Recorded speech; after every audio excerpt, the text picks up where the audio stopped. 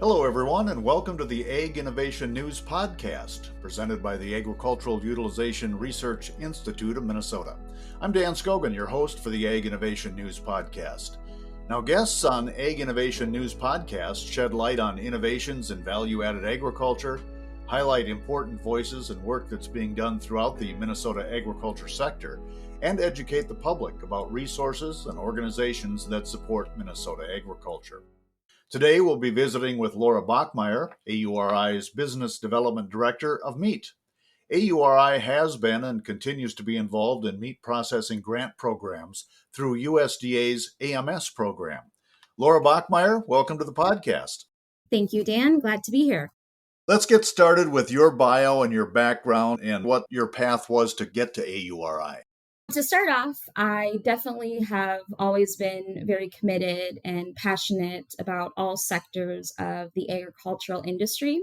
Growing up, I was absolutely surrounded by agriculture. I'm a multi-generation farmer on both sides of my family, both in Minnesota and North Dakota. So that's really where I got exposed to agriculture. And I think throughout life, I definitely show that passion and commitment. So in my youth, I definitely was heavily involved and participated in 4-H and FFA, which I think are great organizations to really allow the youth to pursue agriculture. But there's also other areas just to build leadership and that they can take through the remainder of their career, both professional and personal life.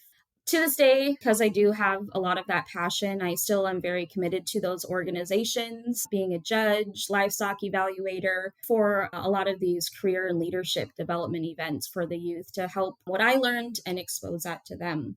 A bit about my background as well. I attended North Dakota State University, where I received multiple degrees, starting off with my bachelor's degree, received my animal science and another major in agricultural business.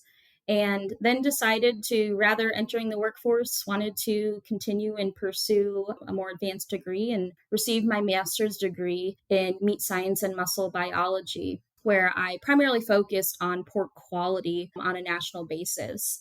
And through that time, I was actively involved in various on-campus organizations and student memberships outside within the industry that I really think helped shape a lot of who I am today.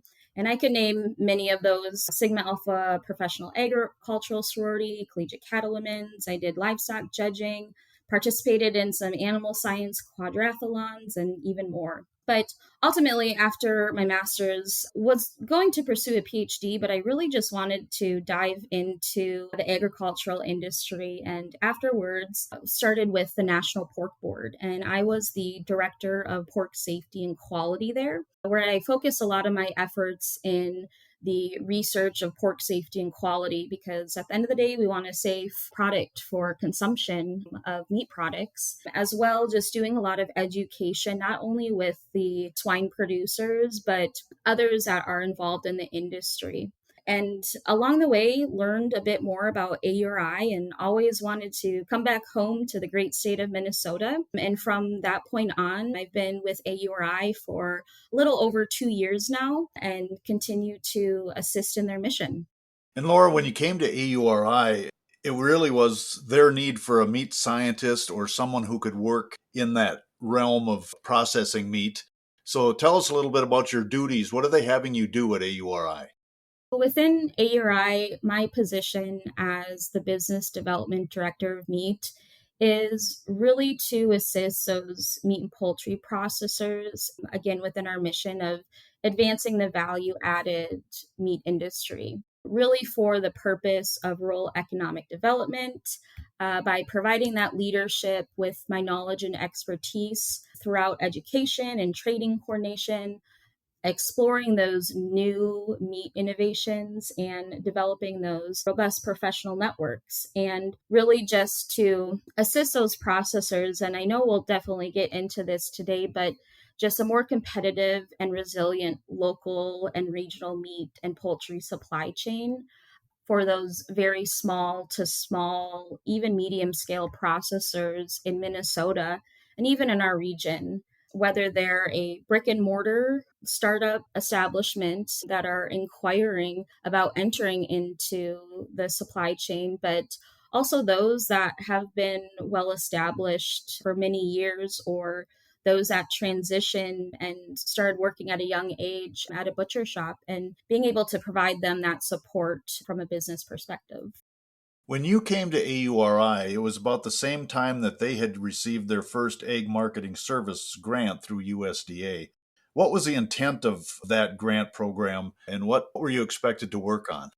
When I started with AURI, we had done some early work as well as being a part of other programs. And right after COVID, we've definitely heard of the bottlenecks that were addressed. So, as I mentioned before, within my role, really with this first cooperative agreement with the Agricultural Marketing Service was to really empower those local and regional meat and poultry processors, specifically animal based protein in the upper Midwest. So, when we talk about those specific areas, that includes obviously Minnesota, but our surrounding states, North Dakota, South Dakota, Iowa, and Wisconsin.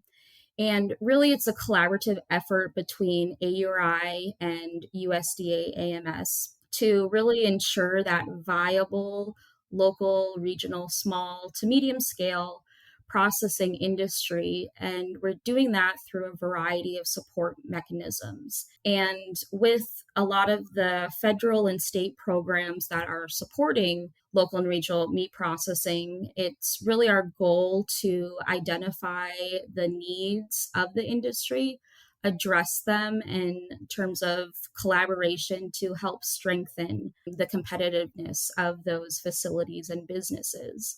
It is a pilot project. Potentially, there's opportunities to see from our findings and learnings where this is throughout other regions throughout the United States. And from the project, we have a variety of project pillars, which include conducting a finance working group, really looking at those financial components within the industry, have a regional advisory task force, conducted a needs assessment, as well as developed a variety of deliverables and resources, including our resource database, as well as a benchmarking tool. And beyond that, just providing support through business development and technical assistance. Well, that's a pretty good summary of what you learned from that initial project. Is the work completed?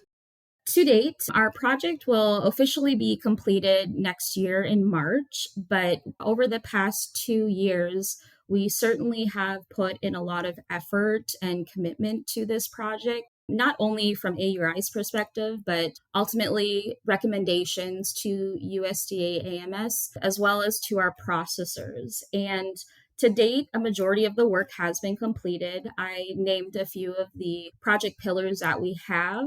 As I mentioned, our finance working group is completed. We regularly meet with our regional advisory task force group, completed our needs assessment to really identify the three priorities of understanding what are those bottlenecks, what resources could be developed to further support those processors, whether that be anything from financials to, again, business development to any types of training and education. And beyond that, putting together various short courses to address those bottlenecks. And to date, we have completed one short course, and that one was held this past March, that really focused on financing a new establishment, but also anyone that is considering looking into expanding their facilities, looking at those sources and uses and various steps that they could really put what's in their head and put it to pen and paper to really envision and put those steps into place. And with this project, the conversations continue to be discussed with our various task forces and working groups in our region, because a lot of these learnings and key findings to determine what's working well, further opportunities that we can assist in pursuing, and just again, those really collaborative efforts, because at the end of the day, our meat processors are a part of the supply chain. And as I mentioned before, During COVID, we saw some disruptions and how we can further support them. I'm probably going to circle back to that a little bit about solving that bottleneck problem, but I was curious because I see now that AURI is starting to work with a round of meat processor grants from USDA. What's AURI's role going to be with this new round of grants? AURI has another agreement with USDA, Agricultural Marketing Services, and we are one of 7 meat and poultry processing technical assistant providers, which from now on I'll refer to as MPPTA. And essentially, with this program, what we are providing is connecting with those processors to support them in 4 various scopes of work. It's a very collaborative effort with these other organizations because we all bring a variety of wealth of knowledge and expertise from each organizations. And based on geographical location, we're able to assist those processors much more on a micro basis, on that one-on-one consultation. Its original adoption was focusing on federal grant management. Lots of dollars through the American Rescue Act were put towards meat and poultry processing, again, from some of the disruptions that we saw during the COVID-19 pandemic. So from that was original federal grant management and supporting those processors. Because a lot of our processors, being very small to medium scale, wear multiple hats. They are fabricating the carcasses, they're HR, they're owners, and they play various roles, even accountants in there. So being able to best support them and through the process of the grant management. But since the inception of the technical assistant program, which started last year, we've definitely broadened many of our scopes of work in being able to assist them in various ways because processors may not always have a project ready. That's where that pen and paper comes into play, but being able to assist them beyond some of those dollars that are available for them to pursue growth, for example, or being able to sustain and viability within their businesses. Great stuff. I want to take a little deeper dive in that, but first I want to remind our listeners that you're listening to the Ag Innovation News podcast presented by the Agricultural Utilization Research Institute of Minnesota. And today we're visiting with Laura Bachmeier. Laura is AURI's Business Development Director of Meat, and they have been working through some USDA Ag Marketing Service grant programs. And we're discussing what those programs are, who should be applying, and some of the details on that. So, Laura, let's do that deeper dive about technical service assistance. What will AURI be doing to help these applicants? And maybe a combination question. Who's applying? Is it the processor, the producer? What services can they expect to get?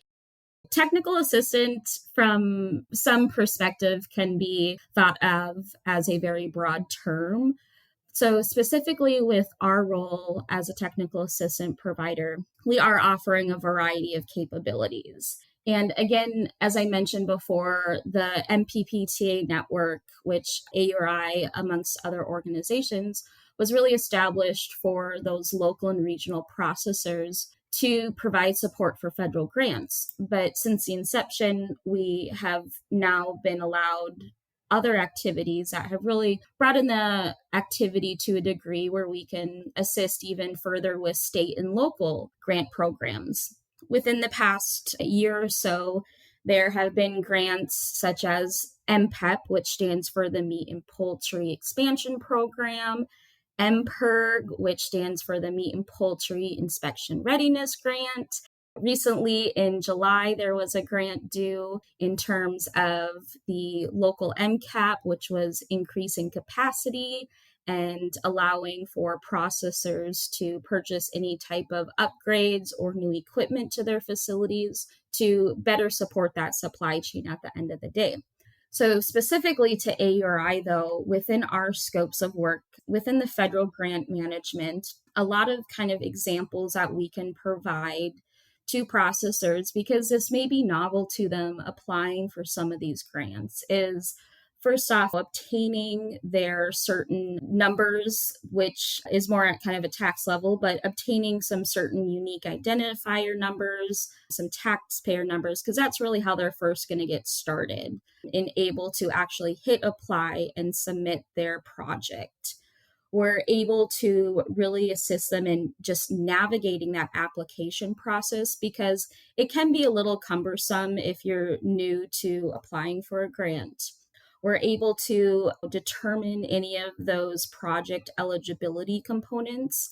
A lot of the eligibility is particularly sometimes based on the type of inspection that you have at your facility. Not necessarily, one thing is not the number of animals that you're harvesting. It's really, again, to increase that capacity. How are we able to work with our livestock producers in terms of inventory of that product to continue to make sure that they're viable?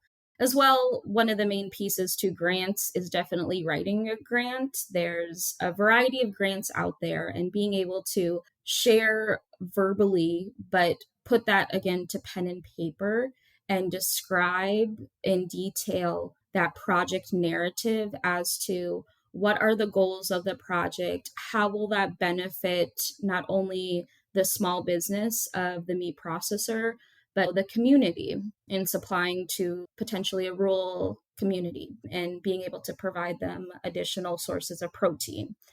As well, just providing commentary on some of that information that they are putting in the application process before hitting that submit, and just any questions that they have along the way of if their project is compatible with what is written in the RFA, which stands for the Request for Applications, which the USDA puts together to really define those parameters as to what they are looking for in a project. If I'm tracking properly, what I'm hearing is really there is a large menu of opportunities. And one of the services that's being provided is helping the client or the producer create a better application. Is that accurate? That is completely accurate because these dollars are available, again, as I mentioned, through the American Rescue Act. And through that, they're providing further opportunities for our beef and poultry processors. And again, this can be a novel concept to some processors, and we're able to provide that support in a variety of aspects. The only three things we are not able to do is to write the grant. However, we're able to refer to grant writers here at AURI and the other organizations in our technical assistant network across the country.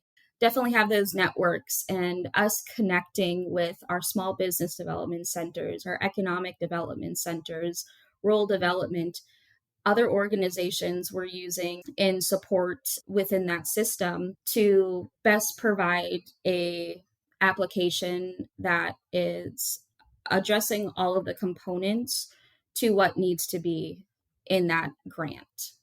What a great service, because for anybody who's ever done a grant, they can be intimidating, especially if you're not around them a lot. And so a great service, but are they also applying for funds? So each grant on the federal and even state level, and specifically to AURI, because we are technically housed in Minnesota, but again, supporting our 5-state region. There are other grants in other states. But with our support, specifically to Minnesota, there is the AURI grants, which is fostered through the Minnesota Department of Ag, the MDA. If there's any assistance needed in that component. And within all of these grants, whether they're federal, state, or local, will have varying degrees of funding. Specifically, right now, there is a grant available, which is called the MPEP, which I had referenced before, which was released last year, but that was round one or phase one. Now, through the American Rescue Act, there is a phase two for the MPEP, the Meat and Poultry Expansion Program, and that is being administered by Rural Development. So this does allow costs to be pertaining to construction as well as equipment. And for this fund, there is a 70% cost share. Processors can request a minimum of $250,000, but there is a maximum that they can also request, which goes all the way up to $10 million. But as I mentioned, that 70% cost share, as an example, if a processor has $1 million of construction or equipment purchases, they will need to provide in matching funds $70,000. And then USDA Rural Development, as a grant administrator, that processor would then qualify to receive $300,000 in a grant. And with dollars out there right now in terms of equipment and over the years, prices have gone up a little bit. So this definitely is a good opportunity for them to apply for funding there. Previously, I had mentioned the local meat capacity grant, local MCAP, and which closed July 19th of this year, 2023, and they're currently reviewing applications. But that grant, there were actually two project types. One did require a cost share matching funds through that program within the first project type, but the second project type was equipment only, and there was no match required. So if a processor asked for $100,000 specific to equipment, whether that be a bandsaw, something to improve their animal welfare, worker safety components, even to a new grinder, they were able to apply for that grant and wouldn't have to contribute any dollars towards that. So ultimately, each federal, state, local grant has various funding, and just reading in between the fine lines of what they may have to contribute if there is a cost share match.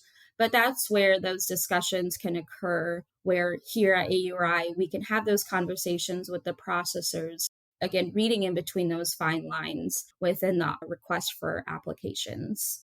And Laura, I understand that through this USDA grant, AURI is about to start offering a couple of short courses again on meat processing, and I think byproducts and hides. Tell me a little bit about those programs that are coming up.